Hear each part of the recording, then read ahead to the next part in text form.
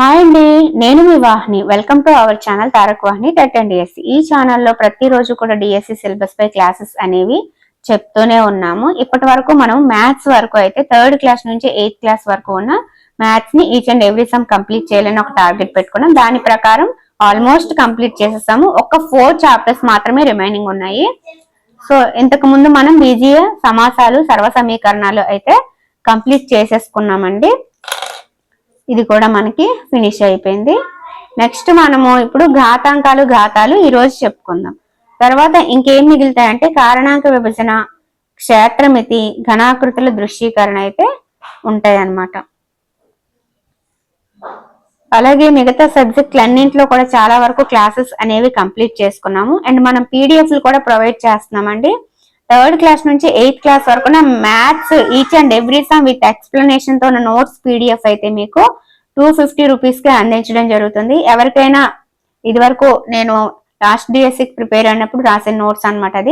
అది తీసుకోవాలి అంటే 9494163477 అనే నెంబర్ కి 250 పే చేసి స్క్రీన్ షాట్ తీసి పెట్టారంటే వాళ్ళు మీకు వాట్సాప్ లో పీడిఎఫ్ ని అందివ్వడం జరుగుతుంది. అండ్ అలాగే మిగతా సబ్జెక్టుల కంటెంట్ మీద పీడిఎఫ్లు అయితే ఉన్నాయి. ఏమున్నాయి ఏంటి అనేది వాళ్ళకి మీరు వివరాలు అడిగితే వాళ్ళు మీకు ఎంత ఏంటి అనేది చెప్తారనమాట. 9th క్లాస్ ఫిజిక్స్ అనేది ఎంత టైం పడుతుంది, ఎన్ని సమ్స్ ఉంటాయి అనేది మీకు అందరికీ తెలిసిన విషయమే. సో దాన్ని కూడా మనం పీడిఎఫ్ గా ప్రొవైడ్ చేస్తున్నాము. కేవలం 130 రూపీస్ కి మాత్రమే. అది కావాలన్నా లేదా 8th biology, 9th biology, 8th physics, 1 English, textile grammar 3, 4, 5 classes, అలాగే ఇంగ్లీష్ గ్రామర్ డిఎస్సి సిలబస్ మీదది, కరెంట్ అఫైర్స్, ప్రతి దానికి కూడా పీడిఎఫ్స్ అయితే ఉన్నాయి. మీరు ఒకసారి 9494163477 అనే నెంబర్కి వాట్సాప్ లో కనుక మెసేజ్ చేస్తే వాళ్ళు ఏమున్నాయి ఏంటనేది మీకు వివరాలు అందిస్తారు. ఓకేనా? మ్యాథ్స్ వరకు అయితే మాత్రం ఖచ్చితంగా చాలా మంది తీసుకున్నారు, చాలా బాగున్నాయి అని కూడా చెప్పడం జరిగింది. Thank you so much. ఇప్పుడైతే మనం అధ్యాయం 12 ఘాతాలు అనే చాప్టర్ ని తెలుసుకుందాం. ఇక్కడ ఈ చాప్టర్ లో మనకి ఈ అంశాలు వస్తే చాలా అనమాట. అలాగే ప్రామాణిక రూపంలో రాయడము, చిన్న సంఖ్యలను ఘాతాంక రూపంలో రాయడము, ఇలాంటివన్నీ కూడా మనము ఈ చాప్టర్ లో తెలుసుకుందామండి. రుణ ఘాతాంకాలు కలిగిన సంఖ్యలు క్రింది నియమాల్ని పాటిస్తాయి. a power m into a power n is equal to a power m plus n. a power m by a power n is equal to a power m minus n. a power m whole power n is equal to a power mn. a power m into b power m is equal to ab whole power m. a power 0 is equal to 1. a power m by b power m is equal to a by b whole power m. చాలా చిన్న సంఖ్యల్ని రుణఘాతాంకాలను ఉపయోగించి ప్రామాణిక రూపంలో రాయొచ్చు అనేది ఇక్కడ అంశం. So ఇప్పుడైతే మనము ఎలా ఉన్నాయి సమ్స్ ఏంటనేది కేవలం 2 ఎక్సర్సైజెస్ అయితే ఉంటాయి. వాటిని ఇప్పుడు తెలుసుకుందాం. ఇక్కడ ఇది మనకి అంటే దీన్ని సింప్లిఫై చేయమని మనకి ఇచ్చారనమాట. సో ఇవి రుణఘాతాంకాలు కలిగి ఉన్నాయి. మనకి ఒక విషయం తెలుసు. ఏం తెలుసు? ఏ పవర్ మైనస్ ఎం అంటే 1/a పవర్ m గా రాసుకోవచ్చు అని తెలుసా తెలీదా? సో ఆ విధంగా దీన్ని 1/3² గా రాసుకుంటాం. ఇక్కడ 3 పవర్ -2 అనేది 1/, గా రాసేటప్పుడు ఇక్కడ ప్లస్ అయిపోతుంది అనమాట. సో 1/3² గా రాసుకున్నాం. మనకి 3² అంటే ఎంతో తెలుసు, 9, 1/9. ఓకే, నెక్స్ట్ ఇది కూడా సేమ్ అలానే ఒకసారి చూడండి.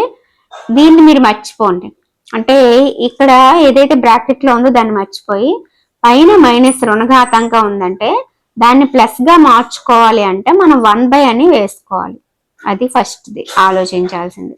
నెక్స్ట్ ఏంటంటే ఇప్పుడు 1/, పైన స్క్వేర్ అనేది ప్లస్ అయిపోయింది. ఇప్పుడు ఇక్కడ లోపల -4 ఉంది. అది ఎలా అంటే మీరు ఇప్పుడు స్క్వేర్ ని చేసేటప్పుడు మైనస్ అనేది ప్లస్ అయిపోతుంది. ఇది మీకు తెలిసిన విషయమే. ఎలా అంటే మైనస్ ఇంటూ మైనస్ ఏమవుతుంది అని చెప్పాను? ప్లస్ కదా. సో అలాగే మనకి ఇక్కడ చూడొచ్చు, మనకి -4 హోల్ స్క్వేర్ ఉంది కదా, కాబట్టి -4ని 2 టైమ్స్ మల్టిప్లై చేయాలని దీని అర్థం కదా. సో ఇక్కడ 4 × 4 16 అవుద్ది, మైనస్ ఇంటూ మైనస్ ప్లస్ అయిపోతుంది అన్నమాట. ఓకే, నెక్స్ట్ 1/2 హోల్ పవర్ -5 ఉంది. ఇలా ఇచ్చినప్పుడు చాలా మంది కన్ఫ్యూజ్ అవుతారు. ఏంటి ఇక్కడ సింగిల్ గా ఇస్తే 1/, వేసేసాం కదా, ఇలా ఇచ్చినప్పుడు ఎలా అని చెప్పి కన్ఫ్యూజ్ అవుతారు. ఏం లేదు, ఇది పైకి వెళ్తుంది, అది కిందకు వస్తుంది అన్నమాట. ఇప్పుడు అర్థమైంది కదా. ఒకసారి ఇది 1/, 1/2 పవర్ 5. యాక్చువల్గా ఈ మోడల్లో మనం రాయాలి అంటే అది ఇలా అవుతుంది. ఇలా అయినప్పుడు ఇక్కడ ఏమీ లేకపోతే బై 1 ఉందని అనుకుంటారు. ఇప్పుడు ఇది 1/1 ఇంటూ 2/1 గా మారుతుంది. ఇది తిరగబడుతుంది అనమాట. సో ఇది తిరగబడుతుంది, 2/1 గా మారుతుంది. ఇప్పుడు 2 హోల్ పవర్ 5 1 హోల్ పవర్ 5 అవుతుంది. 1 హోల్ పవర్ 5 అన్నా సరే 1 వస్తుంది. అప్పుడు బైలో 1 ఉన్నా ఒకటే లేకపోయినా ఒకటే, అందుకని తీసేసి మొత్తానికి మనము 2/5 గా రాసుకుంటాం అనమాట. ఇది విషయం, ఓకేనా. సో ఇలా భిన్నాన్ని మనం రివర్స్ చేయాల్సి వచ్చినప్పుడు కింద 1 వేసుకొని దాన్ని మళ్ళీ రివర్స్ చేసేసి మల్టిప్లై చేయాలన్నమాట. అది ప్రాసెస్, ఓకేనా. నెక్స్ట్, క్రింది వాణిని సూక్ష్మీకరించి ఫలితాన్ని ధనాత్మక ఘాతాంకం గల ఘాత రూపంలో రాయండి అన్నారు. ఫస్ట్ అయితే దీన్ని సూక్ష్మీకరించి రాసుకుందాం. ఇక్కడ -4 హోల్ పవర్ 5 ఉంది, డివైడెడ్ బై ఇక్కడ దీన్ని ఇక్కడ క్యాన్సిల్ అవ్వాలి అంటే ఎలా మార్చుకోవచ్చు అనేది ఫస్ట్ ఆలోచించాలి. సో ఇక్కడ -4 హోల్ పవర్ 8 ఉంది, ఇక్కడ ఖచ్చితంగా మనకి 5 వచ్చి ఎక్స్ట్రా ఎంతో రావాలి. ఎందుకు, ఇక్కడ ఆల్రెడీ 5 ఉంది కాబట్టి దీన్ని క్యాన్సిల్ చేసుకోవచ్చు కాబట్టి, ఓకేనా. కాబట్టి ఈ -4 హోల్ పవర్ 8 ని మనం ఎలా రాసుకోవచ్చు అంటే -4 whole power 5 into -4 whole power 3. మరి ఇలా రాసుకుంటే -4 హోల్ పవర్ 8 అవుతుందా అంటే ఖచ్చితంగా అవుతుంది. మనకి ఒక ఫార్ములా అయితే ఉంది కదా, ఏముంది ఇక్కడ చూడొచ్చు, a power m into a power n అంటే ఏం చెప్పాను, a power m plus n అని చెప్పాను. ఇప్పుడు ఇక్కడ చూడండి, ఇది 4 పవర్ 5, ఇది 4 పవర్ 3 లాగా ఉంది. ఇప్పుడు ఏమవుతుంది, 4 పవర్ 5 ప్లస్ 3 అవుతుంది. అప్పుడు మనకి 5 ప్లస్ 3 అంటే ఎంత, 8. కాబట్టి ఆ -4 హోల్ పవర్ 8 ని ఇలా విడదీసుకున్నాను అనమాట దీని ఆధారంగా. ఇప్పుడు విడదీసుకున్న తర్వాత ఇక్కడ ఇది క్యాన్సిల్ అయిపోతాయి. క్యాన్సిల్ అయిపోతే ఇక్కడ ఏముంటది, క్యాన్సిల్ అయిపోయాక ఒకటి మిగులుతుంది.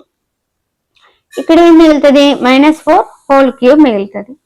ఇప్పుడు దీన్ని 1/-4 హోల్ క్యూబ్ ని ఇంకా ఎలాగైనా మార్చుకోవచ్చా, ఇది ఏమైనా ప్లస్ అయిపోద్దా అంటే ఖచ్చితంగా అవ్వదు. ఇక్కడ మైనస్ అనేది ఇక్కడ క్యూబ్ అంటే ఎన్నిసార్లు, 3 టైమ్స్ అనమాట. So minus into minus into minus ఏమవుతుంది, మైనస్ ఇంటూ మైనస్ ప్లస్ అవుతుంది, మళ్ళీ ప్లస్ ఇంటూ మైనస్ మైనస్ అయిపోద్ది. అంటే సరి సంఖ్యలో ఉన్నప్పుడు మాత్రమే ఇలాగా మైనస్ అనేది ప్లస్ అవుతుంది. ఇక్కడ బేస్ సంఖ్య ఉంది అంటే ఆ మైనస్ అనేది మైనస్ గానే ఉంటది. ఇది ఒకటైతే గుడ్డిగా గుర్తు పెట్టేసుకోండి, ఓకేనా. సో ఇక్కడ 2 ఉన్నా 4 ఉన్నా 6 ఉన్నా మైనస్ అనేది ప్లస్ అయిపోతుంది. 3, 5, 7 అలాంటివి ఉంటే ఇంకా మైనస్ గానే ఉంటది అన్నమాట. సో ఇది విషయం, దీన్ని సింప్లిఫై చేసాం. ఇప్పుడు ఇది చూద్దాము, 1/2 క్యూబ్ హోల్ స్క్వేర్ అన్నారు. సో దీన్ని చూస్తే మీకు ఏం గుర్తు రావాలి, a/b హోల్ పవర్ m గుర్తు రావాలి. So a/b whole power m లాగా ఇది ఉంది. దీనికి నేను ఏం ఫార్ములా చెప్పాను, a power m by b power m, అంతేనా. So a power m by b power m. ఇక్కడ a అంటే ఏంటి, 1, m అంటే ఎంత, స్క్వేర్, b అంటే ఏంటి, 2 క్యూబ్, m అంటే ఏంటి, స్క్వేర్. సో దాన్ని ఇలా మార్చుకున్నాను. ఇప్పుడు 1 స్క్వేర్ అంటే 1 తెలుసు. ఇక్కడ చాలా మంది చేసే మిస్టేక్ ఏంటంటే, ఏంటిది ఇక్కడ ఒక క్యూబ్ ఉంది, ఇక్కడ ఒక స్క్వేర్ ఉంది, ఏం చేయాలా అని చెప్పి ఆలోచిస్తుంటారు. మీకు చెప్పాను కదా ఇందాక, ఏవైతే మీకు ఒక 6 ఫార్ములాస్ చెప్పానో, నియమాలు చెప్పానో, అవి గుర్తు పెట్టుకుంటే మిగతావన్నీ వచ్చేస్తాయి. ఇది మనకి ఎలా ఉంది, a power m whole power n లాగా ఉంది ఇది కదా. ఇది ఇలా ఉండేటప్పుడు మనం ఏం చేయాలి, a పవర్ mn అంటే ఇక్కడ 2 పవర్ 3 ఇంటూ 2 చేయాలన్నమాట. సో 2 పవర్ 6 అయితే ఆన్సర్ వస్తుంది. సో ఈ 2 ఫార్ములాలు కానీ ఇక్కడ తెలియకపోతే మనం చేయాలి, ఓకే.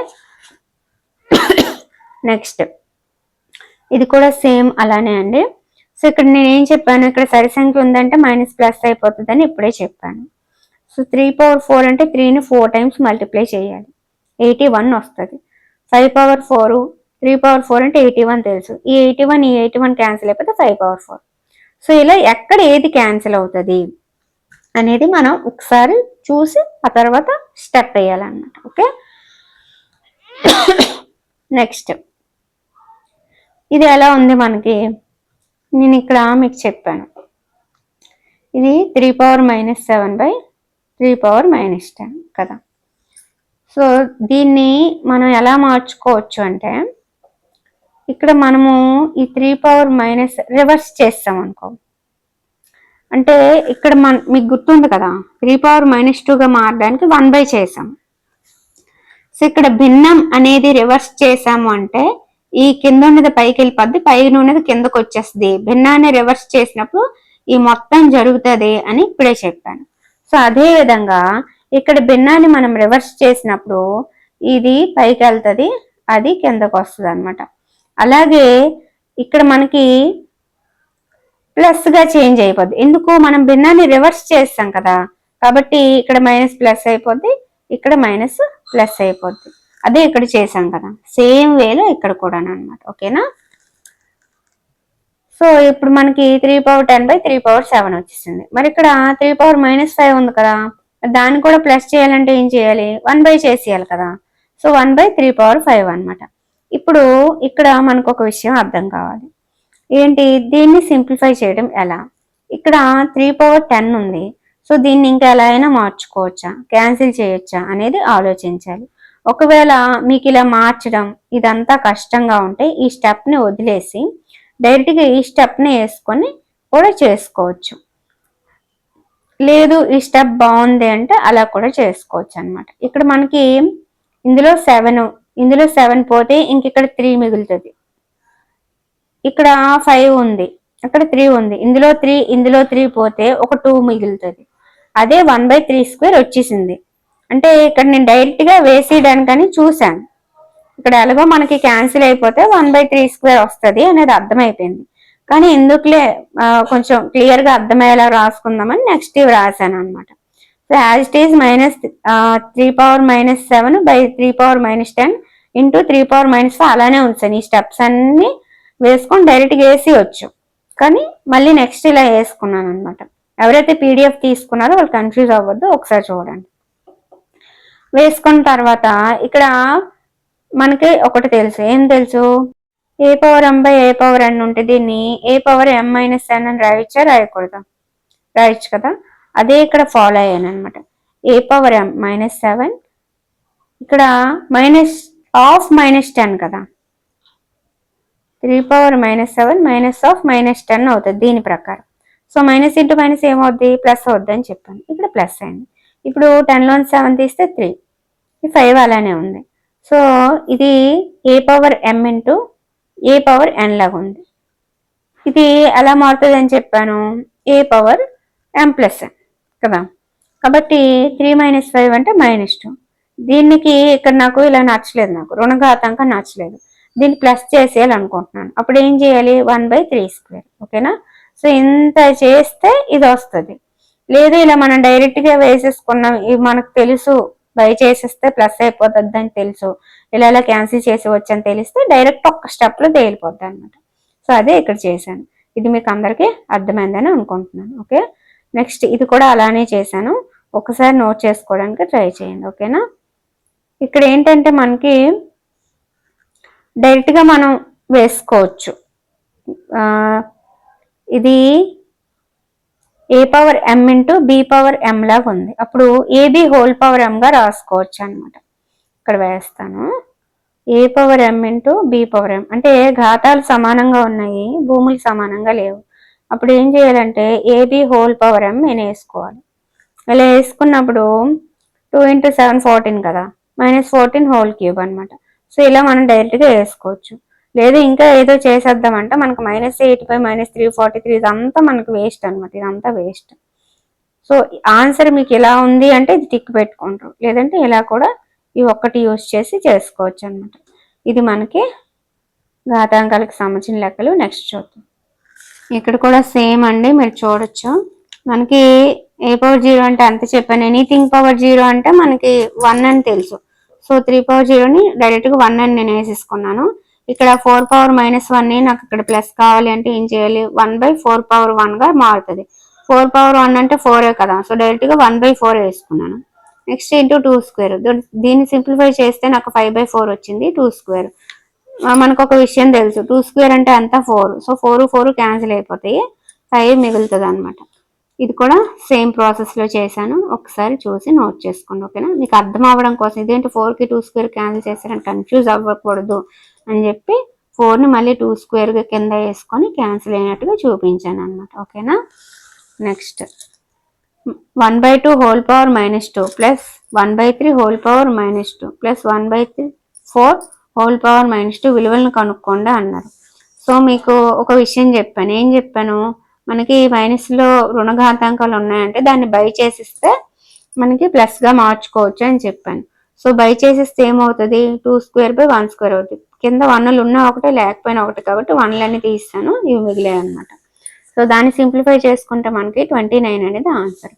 సేమ్ ఈ లెక్కలు కూడా అలానే చేశాను. ఒక్కసారి వీడియోని ఆఫ్ చేసి నోట్ చేసుకోవడానికి ట్రై చేయండి, లేదా మీ దగ్గర పీడిఎఫ్ ఉంటే ఇప్పుడు ఆల్రెడీ మీకు మ్యాటర్ ఏంటి అనేది అర్థమైపోయిందని అనుకుంటున్నాను. ఓకేనా, ఓకే. నెక్స్ట్ ఇక్కడ ఇది 1 ఎలా వచ్చింది అనే డౌట్ ఉంటుంది, డైరెక్ట్గా వేసేసాను కదా. ఇది జస్ట్ ఎనీథింగ్ పవర్ 0 అంటే 1, ఇంకా ఆ లోపల ఏముంది, రుణఘాతాంకాలు ఉన్నాయా, ధనఘాతాంకాలు ఉన్నాయా, అంత పెద్ద నెంబర్ ఉంది, అంత చిన్న నెంబర్ ఉంది, భిన్నాలు ఉన్నాయా, ఇవేవి మనకు అవసరం లేదు.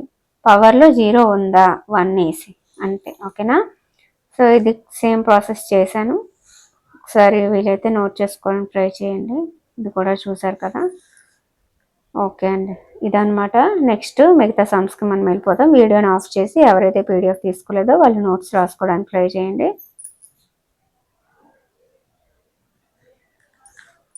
5 power m divided by 5 power -3 is equal to 5 power 5 అది m విలువ ఎంత అని అడిగారండి. ఇక్కడ మనకి ఇది మామూలుగా వేసుకున్నాము, 5 power m by 5 power -3 equal to 5 power 5 కదా. సో ఇక్కడ మనకి ఇక్కడ -3 ఉందంటే దీన్ని పైకి పంపిస్తే ప్లస్ అయిపోతుంది, ఈ విషయం మనకు తెలుసు. So 5 power m into 5 cube అయింది ఈక్వల్ టు 5 పవర్ 5. ఇప్పుడు ఈ 5 క్యూబ్ని అటు పంపిస్తే -3 అయిపోద్ది. So A power m into A power n అంటే A power m plus n. So 5 plus of -3 కదా, అంటే 5 -3 2 అనమాట. ఇక్కడ మనకి భూములు సమానం కాబట్టి ఘాతాంకాలు ఏం చేయాలి, సమానం చేయాలి. ఈ ఒక్క విషయం మనకి ఇక్కడ తెలియకపోతే లెక్క అయిపోయింది. భూములు ఈక్వల్గా ఉన్నప్పుడు ఘాతాంకాలు కూడా సమానం చెయ్యాలి అనే ఒక విషయం తెలిస్తే లెక్క వస్తుంది. Next 5/8 whole power -7 into 8/5 whole power -4. So రుణఘాతాంకాలు ఉన్నప్పుడు రివర్స్ చేయాలని చెప్పాను. సో ఇది పైకి వెళ్తుంది, అది కిందకు వస్తుంది, ఇది పైకి వెళ్తుంది, అది కిందకు వస్తుంది. అలా మనం సింప్లిఫై చేసుకోవచ్చు అనమాట. ఏంటి ఇక్కడ 8 క్యూబ్ 5 క్యూబే ఉందంటే మరి ఇక్కడ 8 పవర్ 7లో 8 పవర్ 4 కట్ అయిపోయింది అనుకో, ఇక్కడ 8 క్యూబ్ మిగులుతుంది. ఇక్కడ 5 పవర్ 4, ఇక్కడ 5 పవర్ 7లో కట్ అయిపోయింది అనుకో, 5 క్యూబ్ మిగులుతుంది. అదనమాట. ఇలా వదిలేయచ్చు, లేదు మనకు ఆన్సర్లు ఇలా ఇచ్చాడంటే ఇలా వేసుకోవాలి. ఓకే, నెక్స్ట్ ఇది కూడా సేమేనండి. 1/3 హోల్ పవర్ -n అంటే రివర్స్ చేశాను, 3 పవర్ n 4 పవర్ n, కింద బై 1 ఉన్నా ఒకటే లేకపోయినా ఒకటే కాబట్టి రాసుకోలేదు. సో ఇక్కడ 3 - 4 అంటే -1 కదా, మైనస్ పవర్ హోల్ మొత్తానికి అది -1 అంతే. ఓకేనా, నెక్స్ట్ ఇది కూడా సేమ్ అలానే చేయడం జరిగింది. ఇక్కడ ఏంటంటే మనము 10 పవర్ 5 ఉంది కదా.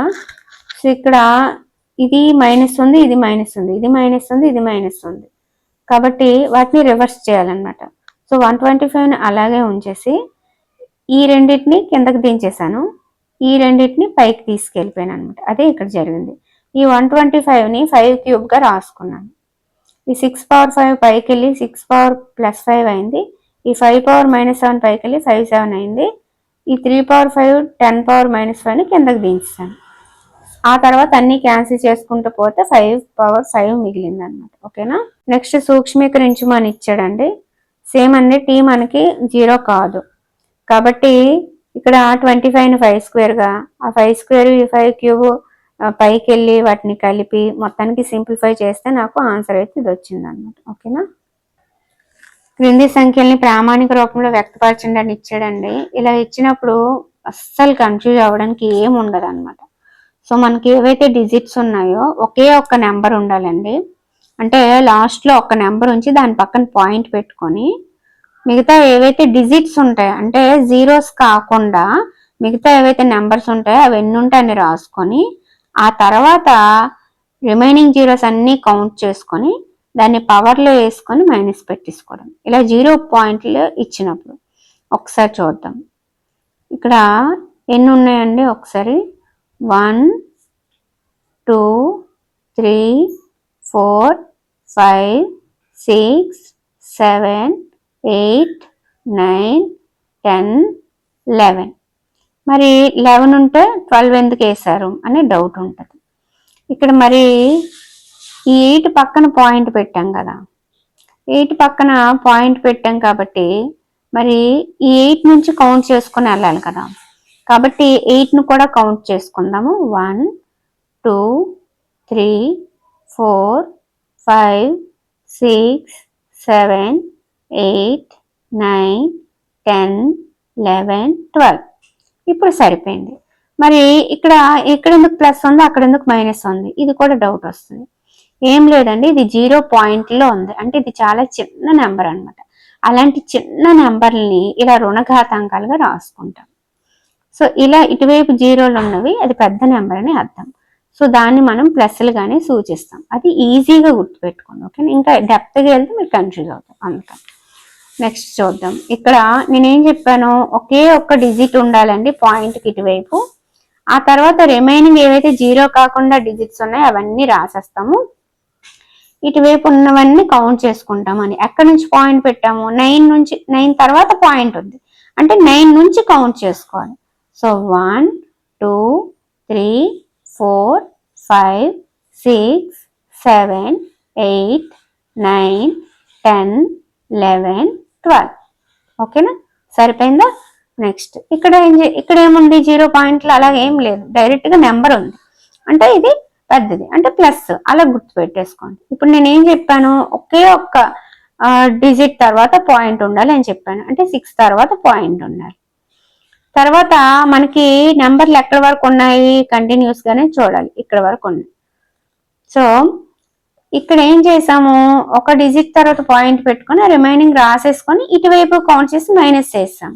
కానీ ఇక్కడ మనకు అవసరం లేదు, ఒక్కటి పాయింట్ పెట్టేసుకొని ఇటువైపు ఉన్నవన్నీ డైరెక్ట్ కౌంట్ చేసేయడమేనా అనమాట. ఇది 0 పాయింట్లో ఉన్నది చిన్న నెంబర్ కాబట్టి మైనస్ వాల్యూస్ వస్తాయి కాబట్టి ఇక్కడ వరకే కౌంట్ చేస్తాం, ఒకదాని వరకే కౌంట్ చేస్తాం. ఆ తర్వాత మనకు అవసరం లేదు. ఇక్కడ ఏంటంటే ఇక్కడ స్టార్టింగే పాయింట్ పెట్టేసి ఇటువైపు అన్ని కౌంట్ చేసేస్తాం అనమాట. సో ఒకసారి కౌంట్ చేయండి. 1 2 3 4 5 6 7 8 9 10 11 12 13 14 15 వచ్చిందా? ఇక్కడ మళ్ళీ చూడాలి, 0 పాయింట్ ఉంది అంటే ఇది ఖచ్చితంగా మనకు రుణఘాతాంకం వస్తుంది అనేది క్లియర్.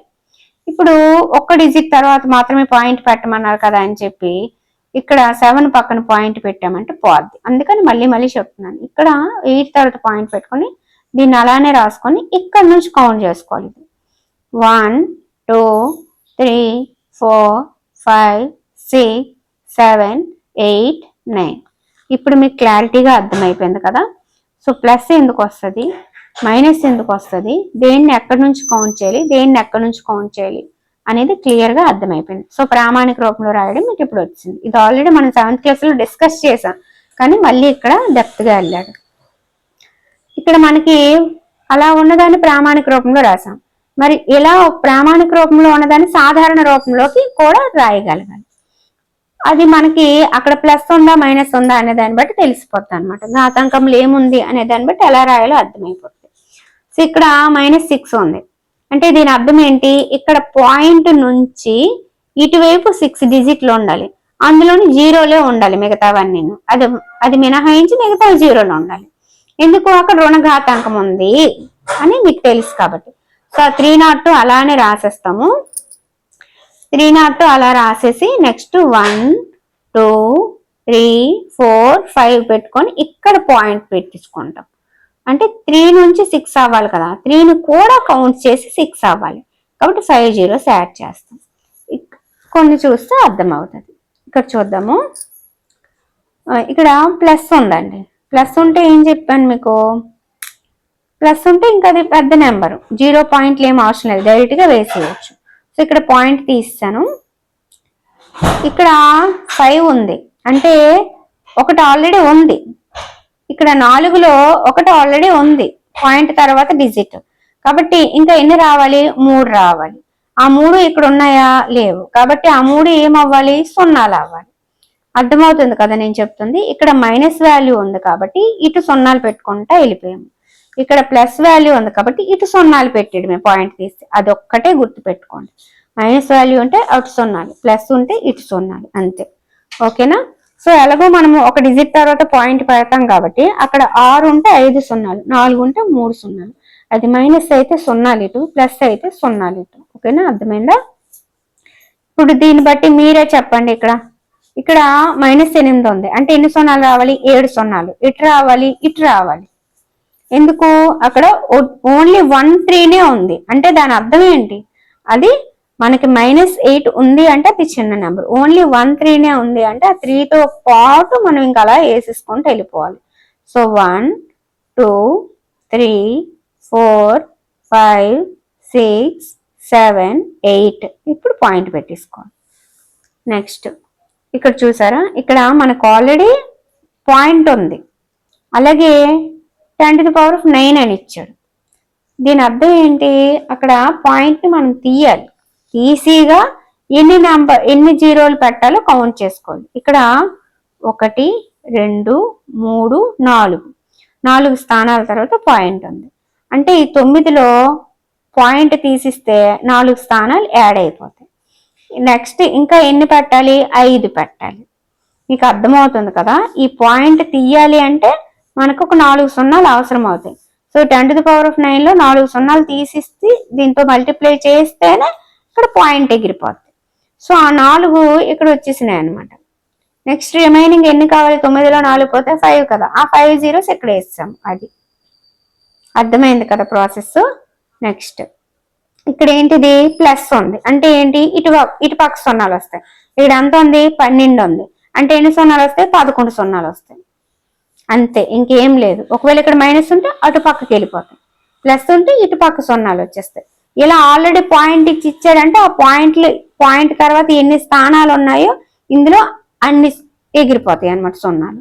ఇప్పుడు 9 సున్నాలు ఉంటే అందులో 4 ఎగిరిపోయి మిగతా 5 సున్నాలు మాత్రమే రాసాం. ఇది మొత్తం అర్థమవుతుంది కదా. నెక్స్ట్ ఇక్కడ చూడొచ్చు, మనకి 6 ఉంది, ప్లస్ ఉంది అంటే అర్థం ఏంటి, ఇక్కడ ఆల్రెడీ మనకి పాయింట్ తర్వాత 5 స్థానాలు ఉన్నాయి. సో 5 స్థానాలకి ఈ 6లో 5 సున్నాలు ఎగిరిపోతాయి, రిమైనింగ్ ఎన్ని ఉంటాయి, ఒకటే ఉంటది, ఆ ఒకటి ఇక్కడ రాశాను అనమాట. సో అది మ్యాటర్. ఓకేనా? అలాగే క్రింది సమాచారంలోని సంఖ్యల్ని ప్రామాణిక రూపంలో రాయండి అన్నాడు. మీకు చెప్పాను, ఏం చెప్పాను, మనకి చిన్న నెంబర్ అయితే నెగిటివ్ అదే రుణాత్మక ఘాతాంకం వస్తుంది, రుణఘాతాంకం వస్తుంది అని చెప్పాను. అదే ఇక్కడ మొత్తం ప్రాసెస్ అన్నమాట. సో ఇక్కడ మనకి 1 ఫస్ట్ అసలు అది ఎంతో కూడా మీకు అనవసరం, ఫస్ట్ సున్నాలు కౌంట్ చేసేయండి. 1 2 3 4 5 6. ఇప్పుడు ఏం చేస్తారంటే ఇక్కడ 1 ఉంది కదా, సో 1 ఇంటూ ఇక్కడ ఎన్ని సున్నాలు 6 వచ్చినాయి, 10⁻⁻6 వేసేయండి అంతే. ఇంకా నెక్స్ట్ అంతా అంతే. ఇంకొకసారి ఇక్కడ చూడొచ్చు, ఇక్కడ ఎన్ని సున్నాలని ఫస్ట్ కౌంట్ చేసుకుందాము. పాయింట్కి ఇటు 1 2 3 4 5 6 7 8 9 10 11 12 13 14 15 16 17 18 18. కానీ మనకేం తెలుసు, ఇక్కడ పాయింట్ రావాలి అనే ఒక విషయం తెలుసు. అంటే మొత్తం ఎన్ని అయినాయి, 19 అయినాయి. So 1.6 into 10⁻⁻19. ఒకవేళ దీన్ని ప్రామాణిక రూపంలోకి రాయండి అన్నాడు అనుకో, మీకు అది కూడా తెలుసు కదా, ఇక్కడ 19 ఉన్నాయి అంటే ఇటు పక్క 18 సున్నాలు రావాలి, ఇక్కడ ఒకటి పక్కన 0 పాయింట్ ఉండకూడదు, అదే ఇక్కడ ఉంది. అంతేనా? ఒక బ్యాక్టీరియా పరిమాణం ఇది ఇచ్చాడు. సో ఫస్ట్ ఏం చేయాలి, కౌంట్ చేయాలి. ఇక్కడ 3 3 6 7 5 ఇంటూ 10⁻⁻7 అనమాట. ఓకేనా? ఇక్కడ మీరు 0.5 ఇంటూ ఇలా వేస్తామంటే ఇంకా అవ్వదు అనమాట. ఓకేనా? సో ఇలా సింగిల్ డిజిట్ ఇచ్చినప్పుడు ఇలా చేసుకోవాలి. ఒక వృక్షకణం పరిమాణం ఎంత, దాన్ని మనకి ప్రామాణిక రూపంలో సాధారణ రూపంలో మార్చమన్నాడు అనుకో. సో ఇక్కడ మనం చూడొచ్చు ఎన్నో కౌంట్ చేసేదాం ఫస్ట్ 1 2 3 4 5 ఎందుకు ఒక డిజిట్ తర్వాత పాయింట్ పెట్టుకోవాలి. సో 10⁻⁻5 ఇవన్నీ అలానే చేశాను. వీలైతే ఒకసారి నోట్ చేసుకోవడానికి ట్రై చేయండి ఓకేనా. సో ఇదన్నమాట ఇన్ఫర్మేషన్. ఇక్కడ ఒక లెక్క ఉంది. ఒక పుస్తకాల కట్టలో 20 మిల్లీమీటర్ల మందం గల 5 పుస్తకాలు 0.016 మిల్లీమీటర్ మందం గల 5 పేపర్లు కలవు. అయితే ఆ పుస్తకాల కట్ట యొక్క మొత్తం మందం ఎంత కనుక్కోమంటున్నాడు. సో మనకి ఇక్కడ 20 మిల్లీమీటర్ల మందం గల 5 పుస్తకాలు అంటే మొత్తం మీద 100 మిల్లీమీటర్లు పుస్తకాల మందం అనేది. నెక్స్ట్ ఏంటి 0.016 మిల్లీమీటర్ మందం గల 5 పేపర్లు. ఇవేంటివి పేపర్లు, ఇవేంటివి పుస్తకాలు.